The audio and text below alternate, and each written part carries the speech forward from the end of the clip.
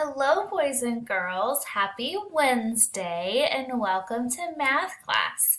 Today you're going to have two parts because there are 2 pages to your Unit 6 math assessment. Now, this is a test, so moms and dads or brothers or sisters or whoever is helping you cannot tell you how to do it. All they're going to do is help you read the directions. And mom and dad or brother or sister or whoever is helping the student, please make sure that if they ask for help, all you can say is try your best, because that's what we ask. We want to know what they have learned in this time doing Unit 6.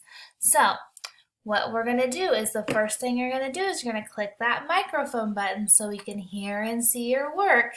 And then we're going to read the directions and then you follow the directions. The first part says, put an X on the shape that does not belong.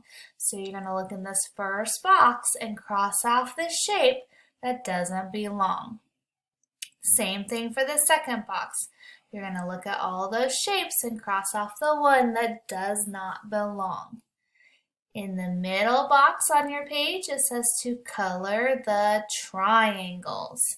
So you're going to find all of the triangles and color them. The box at the bottom says color the rectangles.